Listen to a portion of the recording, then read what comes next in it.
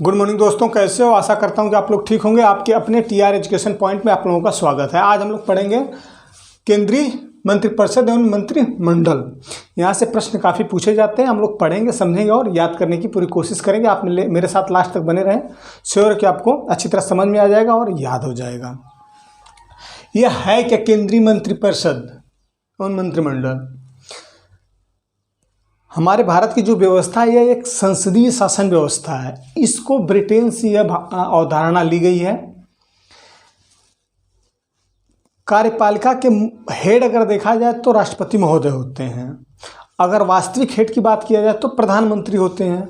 तो देश की शासन व्यवस्था किस हिसाब से राष्ट्रपति महोदय जी चलाते हैं या प्रधानमंत्री महोदय चलाते हैं, उसके लिए एक मंत्रिपरिषद का गठन किया गया है। इसका उल्लेख संविधान के अंदर मिलता है, जो राष्ट्रपति को सलाह देते हैं और उसके मदद से, मंत्रिपरिषद की मदद से प्रधानमंत्री क्या करते हैं, देश का शासन व्यवस्था चलाते हैं और राष्ट्रपति महोदय को सूचना भी प्रधानमंत्री देते हैं। तो अगर देखा जाए तो शासन व्यवस्था में मंत्रिपरिषद का बहुत बड़ा अहम रोल है, जो भारतीय संविधान है इसके अंदर। तो इसको हम लोग क्या करेंगे, इसको विस्तार से समझेंगे, जानेंगे और याद करेंगे। यहाँ से प्रश्न बहुत पूछे जाते हैं और बच्चे कंफ्यूजन में भी रहते हैं कि मंत्रिपरिषद और मंत्रिमंडल है क्या। चलो शुरू करते हैं। आप मेरे साथ लास्ट तक बने रहें, श्योर आपको याद हो जाएंगे। शुरू में हम लोग देखते हैं अनुच्छेद 74 में उल्लेख है कि एक मंत्रिपरिषद होगा जिसका गठन राष्ट्रपति महोदय जी करेंगे। उसके बाद अनुच्छेद 75 का उल्लेख किया गया है। इसके अंदर मंत्रिपरिषद के जो कार्यशैली है वह सब इसके अंदर उल्लेख किया गया है। कहने का मतलब है कि राष्ट्रपति महोदय जी मंत्रिमंडल प्रधानमंत्री के सलाह पर नियुक्त करते हैं मंत्रियों को मंत्रिपरिषद के अंदर। तो कहने का मतलब यह है कि क्या वह जितना मर्जी उतना मंत्री बना सकते हैं। पहले ऐसी अवधारणा संविधान के अंदर नहीं लिखा था, लेकिन 91वें संविधान संशोधन 2003 में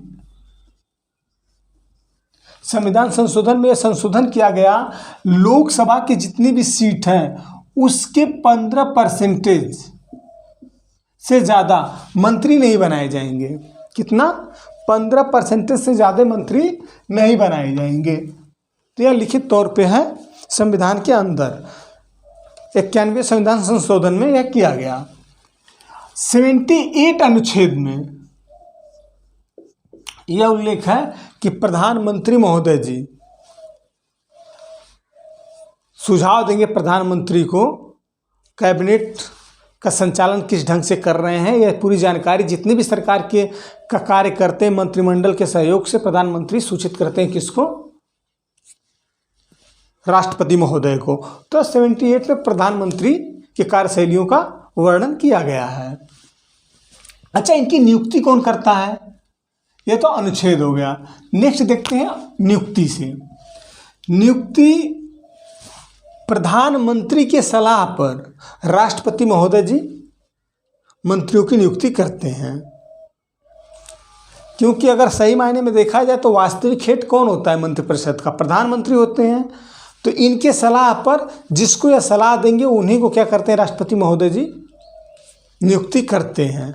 हाँ, यह कब तक नियुक्ति कर सकते हैं? कहने का मतलब है कि यह राष्ट्रपति के प्रसाद पर्यंत यह नियुक्ति अपने पद पर रह सकते हैं, कार्य कर सकते हैं। कोई असंवैधानिक अगर गलत कार्य करते हैं उस स्थिति में अगर एक भी मंत्री के ऊपर अप्रस्ताव पेश होता है, अगर वह बहुमत से पारित होता है तो पूरे मंत्रिमंडल को इस्तीफा देना पड़ेगा, क्योंकि सामूहिक रूप से यह कार्य करते हैं। अच्छा, शपथ कौन दिलवाता है इनको? शपथ नियुक्ति प्रधानमंत्री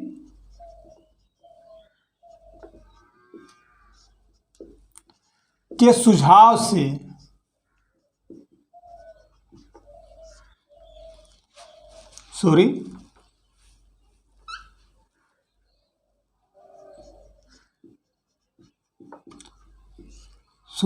राष्ट्रपति महोदय जी क्या करते हैं? नियुक्त करते हैं।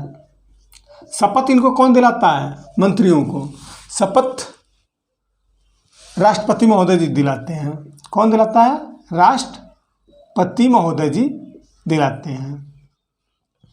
अच्छा, त्याग पत्र किसी स्थिति में इनको त्याग पत्र देना है तो त्याग पत्र किसको देंगे? जो कैबिनेट के मंत्री हैं, मंत्रिपरिषद के जो सदस्य हैं, यह त्याग पत्र भी किसको देंगे? राष्ट्रपति महोदय जी को देंगे। अच्छा, इनकी योग्यता क्या होनी चाहिए? सॉरी एक मंत्रिपरिषद में एक मंत्री अगर बनता है तो इसकी क्या योग्यता होनी चाहिए? इसकी योग्यता होनी चाहिए, यह लोकसभा का सदस्य होना चाहिए या तो राज्यसभा का सदस्य होना चाहिए। दोनों में से अगर किसी एक भी सदन का सदस्य है, यानी संसद का अगर सदस्य है, तो यह मंत्री बन सकता है।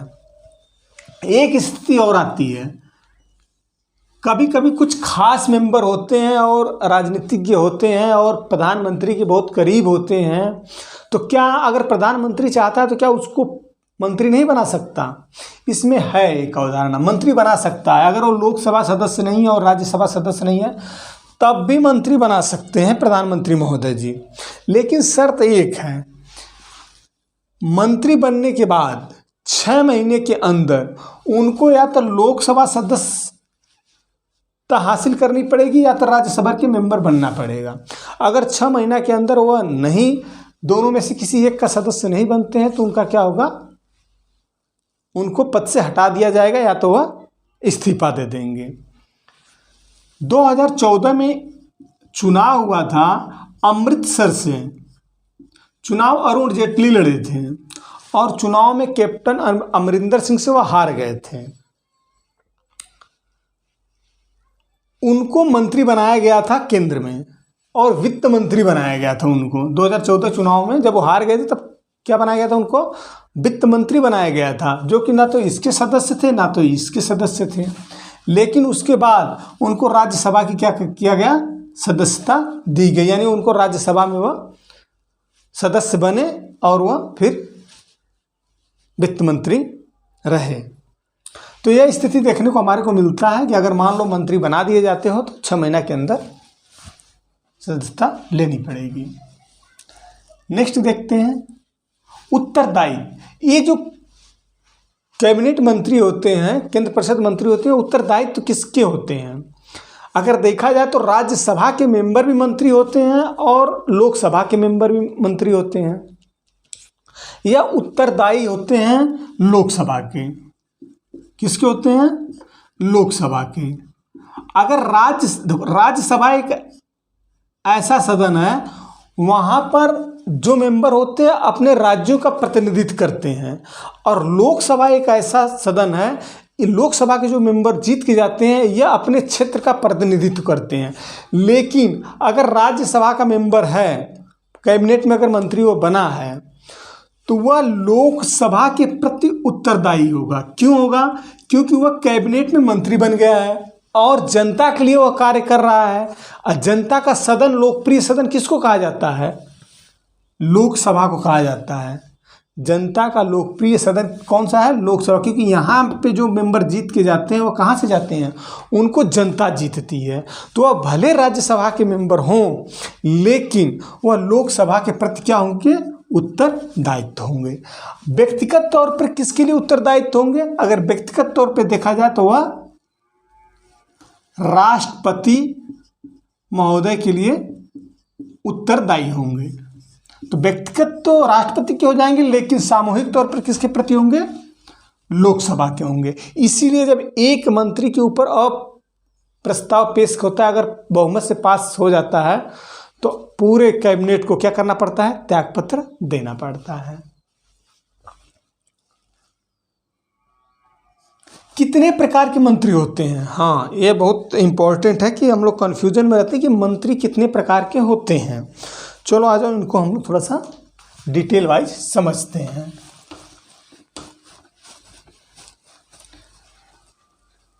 कितने प्रकार के मंत्री होते किस रूप में होते हैं, इनका क्या रूप है। यह मंत्रिमंडल ही तो एक ऐसा है, मंत्रिपरिषद ही तो ऐसा है जिससे देश का क्या होता है, संचालन प्रधानमंत्री इनके माध्यम से करता है। अगर सही मायने में देखा जाए तो यह सरकार का रूप है।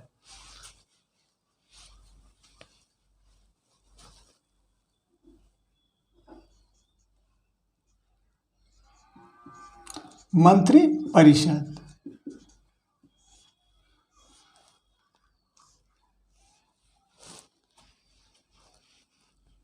कैबिनेट मंत्री, तीन रूप देखने को हमारे को मिलता है।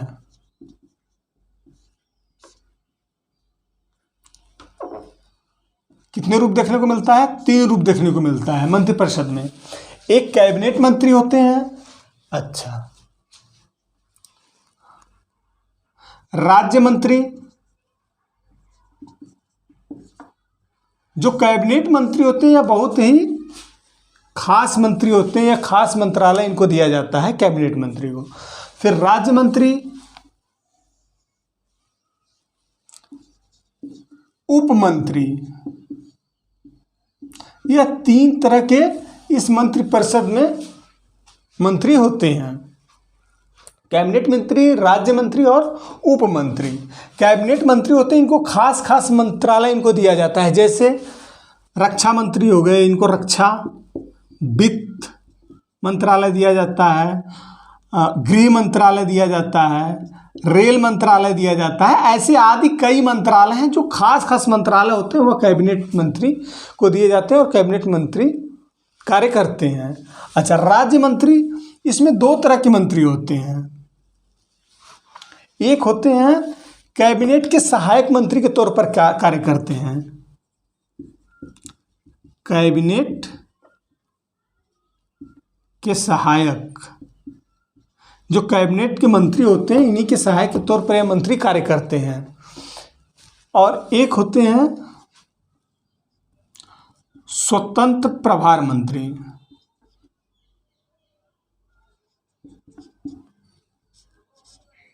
स्वतंत्र प्रभार, यहाँ पे क्या देखने को मिला, राज्य मंत्री में दो तरह के मंत्री होते हैं। एक कैबिनेट के सहायक के रूप में कार्य करते हैं, इनके नीचे यानी इनके हेल्प के लिए, कैबिनेट मंत्री के हेल्प के लिए यह कार्य करते हैं, जो कैबिनेट के सहायक मंत्री होते हैं, ठीक इनके नीचे होते हैं। और एक स्वतंत्र प्रभार मंत्री होते हैं, कहने वाले एक नहीं कई होते हैं स्वतंत्र प्रभार, ये स्वतंत्र रूप से कार्य करते हैं, किसी के नीचे कार्य नहीं करते हैं। जो उप मंत्री होते हैं, यह क्या है, प्रशासनिक कार्य करते हैं, प्रशासनिक कार्य देखते हैं उप मंत्री। तो यहाँ से हमारे को तीन देखने का इसका रूप मिलता है। तीन प्रकार के मंत्री होते हैं, कैबिनेट मंत्री, राज्य मंत्री और उप मंत्री। मुझे लग रहा है कि आपको अच्छी तरह से समझ में आ गया होगा। इनके माध्यम से प्रधानमंत्री क्या करते हैं, पूरे सरकार को चलाते हैं। यह बहुत ही सहायक सिद्ध होते हैं प्रधानमंत्री के कार्य करने के लिए। नेक्स्ट देखते हैं अप्रस्ताव। वही चीज मैं अभी इससे पहले चर्चा किया था, किसी एक मंत्री के खिलाफ अगर अप्रस्ताव अगर लाया गया तो पूरे, अगर वो सिद्ध हो जाता है, कहने का मतलब उसको 2/3 बहुमत से अगर पास कर दिया जाता है, तो कैबिनेट में जितने मंत्री हैं उनको त्याग पत्र देना पड़ेगा, क्योंकि यह लोग सामूहिक रूप से कार्य करते हैं। ये देखा जाए तो एक इनका सामूहिक कार्य होता है। प्रधानमंत्री क्या करते हैं, इनको अपने हिसाब से संचालन करते हैं और प्रधानमंत्री की मदद के लिए होते हैं, और यह राष्ट्रपति महोदय के एक कड़ी के रूप में कार्य करते हैं। अच्छा, कार्य, इनके कार्य क्या हैं?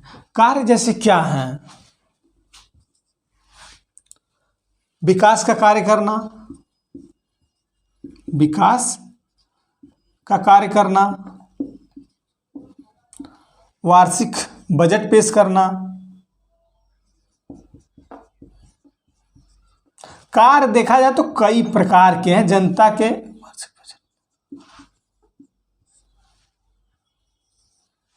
नीति निर्माण करना,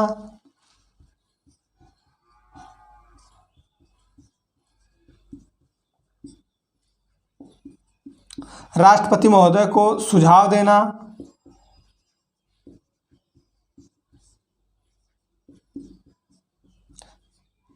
कहने का मतलब अगर कार्य इनका सही मायने में देखा जाए तो इनका कार्य कई प्रकार के होते हैं। यह देश के निर्माण के हित के लेकर यह कार्य करते हैं कि सही ढंग से प्रशासन कार्य करे, हमारे देश का सही निर्माण हो सके और हमारा देश और ऊंचाइयों तक जाए, जनता की भलाई हो सके, उसी के लिए तो ये चुन के आते हैं। और मंत्रिमंडल जो बनते हैं उस क्षेत्र का, जिसका ये मंत्री होते हैं उस क्षेत्र का यह कार्य करते हैं। तो ये बेहतर से बेहतर कार्य राष्ट्र निर्माण के लिए करें और जनता की भलाई के लिए हो। तो इनके कार्य देखा जाए तो कई प्रकार के होते हैं। नेक्स्ट देखते हैं मंत्रिपरिषद एवं मंत्रिमंडल। यह दो वर्ड है, मंत्रिपरिषद और मंत्रिमंडल। इनमें क्या भिन्नता है, आप इनको देखते हैं, थोड़ा समझते हैं। ये क्या है कि थोड़ा सा कंफ्यूजन वाला है कि मंत्रिपरिषद और मंत्रिमंडल है क्या। मंत्रिपरिषद जो होता है वह बड़ा होता है और मंत्रिमंडल जो होता है वह छोटा होता है। मंत्रिमंडल में प्रधानमंत्री के बहुत ही करीबी होते हैं और मंत्रिपरिषद में सभी आते हैं। चलो आओ देखते हैं। अगर मंत्रिपरिषद की बात कहा जाए तो प्रधानमंत्री, पीएम, उसके बाद कैबिनेट मंत्री, कैबिनेट मंत्री, उसके बाद राज्य मंत्री। अब इससे पहले जो प्रकार थे उसी में ये सब थे। उसके बाद उप मंत्री। तो ये तो मंत्रिपरिषद है, इसमें सारे आ जाते हैं। अगर देखोगे तो प्रधानमंत्री, प्रधानमंत्री के बाद फिर कैबिनेट मंत्री, कैबिनेट मंत्री के बाद राज्य मंत्री, फिर उप मंत्री। यह क्या है, मंत्रिपरिषद है।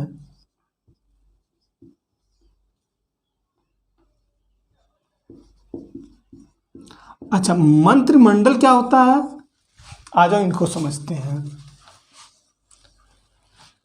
मंत्रिमंडल पीएम, प्रधानमंत्री, कैबिनेट मंत्री,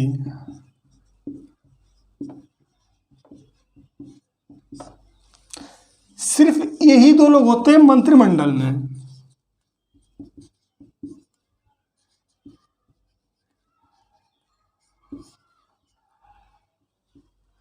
अच्छा, अगर देखा जाए तो यह काफ़ी ज़्यादा लोगों की संख्या होती है कि इसके अंदर सारे मंत्री आ जाते हैं। इसके अंदर क्या है कि सिर्फ कैबिनेट मंत्री आते हैं जो बहुत ही मुख्य मंत्रालय जिनके पास है, और पीएम होते हैं। तो यह इस स्थिति में मंत्रिमंडल को बनाया गया। यह पहले संविधान के अंदर नहीं था, बाद में इसको सम्मिलित किया गया इस व्यवस्था को। कहने का मतलब है कि जब प्रधानमंत्री को कोई निर्णय लेना पड़ेगा, इनसे सुझाव लेना पड़ेगा, तो इतने लोगों को इकट्ठा करेंगे, उसके बाद सुझाव लेंगे या उनसे वार्ता करेंगे। तो इनको निर्णय लेने में यह बहुत आसान था। मंत्रिमंडल जो कैबिनेट मंत्री हो गए और प्रधानमंत्री हो गए, वो बात करके जिस पर निर्णय लेना है वो वहाँ से निर्णय ले सकते हैं और कर सकते हैं। तो यह मंत्रिपरिषद में इसमें सदस्य बहुत होते हैं, लेकिन जो ये डिसीजन लेते हैं फिर क्या करते हैं कि यह नीचे पास करते हैं राज्य मंत्री, उप मंत्री को। तो क्या होता है कि जो आदेश होता है वो ऑलरेडी हर जगह पहुंच जाता है। यह मंत्रिमंडल इसलिए बनाया गया है कि प्रधानमंत्री को कोई निर्णय लेने में आसानी हो। पहले यह नहीं था। 44वें संविधान संशोधन, पहली बार गैर कांग्रेसवादी सरकार बनी थी 1978 में। प्रधानमंत्री थे मोरारजी देसाई। उन्होंने इस व्यवस्था को संविधान के अंदर सम्मिलित करवाया मंत्रिमंडल का। 44वें संविधान संशोधन 1978 में। तो अब मुझे उम्मीद है कि आपको अच्छी तरह से समझ में आ गया होगा कि मंत्रिपरिषद और मंत्रिमंडल क्या है। चलो नेक्स्ट देखते हैं आंतरिक कैबिनेट। एक आंतरिक कैबिनेट किचन कैबिनेट के नाम से भी जाना जाता है। यह किचन कैबिनेट है क्या, यह कोई संविधान में इसका उल्लेख नहीं है किचन कैबिनेट का। यह मीडिया द्वारा दिया गया एक नाम है। तो कहीं किचन कैबिनेट का जिक्र आता है तो समझना कि ये क्या है। इसमें क्या है कि प्रधानमंत्री जब किसी खास मुद्दे पर निर्णय लेते हैं तो उसमें क्या होता है कि कुछ इनके करीबी दोस्त होते हैं। कहने का मतलब कि कैबिनेट मंत्री के सदस्य नहीं होते हैं, कुछ करीबी दोस्त बाहरी होते हैं, कुछ कैबिनेट मंत्री हो सकते हैं। कहने का मतलब है कि शाम को बैठे हैं चाय पर या खाने के लिए, वहाँ पर बुला लिया 8-10 लोगों को जो खास लोग हों, और कोई निर्णायक फैसला ले लिया और गवर्नमेंट को नीचे क्या कर दिया, आदेश पास कर दिया। तो यही है किचन कैबिनेट। कहने का मतलब कि घर में ही छोटे कुछ लोगों का समूह बुलाकर प्रधानमंत्री उनसे राय विचार लेकर, कहने का मतलब कि वह आदेश दे सकते हैं। तो इसको किचन कैबिनेट कहा जाता है। यह मीडिया द्वारा दिया हुआ एक नाम है, संविधान के अंदर कोई इसका उल्लेख नहीं किया गया है। तो यह किचन कैबिनेट।